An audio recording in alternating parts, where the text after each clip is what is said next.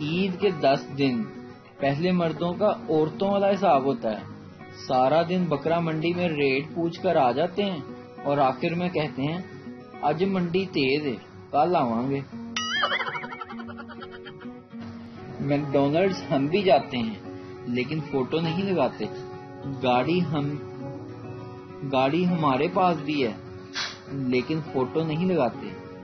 DSL ہمارے پاس بھی ہے لیکن سٹیٹس نہیں لگاتے.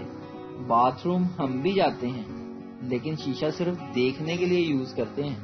اگر ہم فوٹو نہیں لیتے تو اس کا مطلب یہ نہیں کہ ہماری کوئی زندگی نہیں یا ہم زندہ ہی نہیں. سمجھنے والوں کے لیے اشارہ ہی کافی ہے.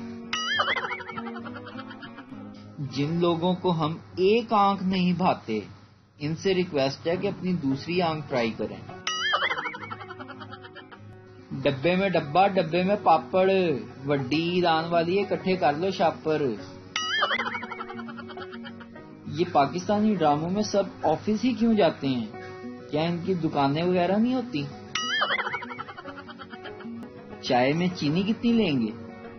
یہ ڈرامہ صرف فلموں میں ہی ہوتا ہے.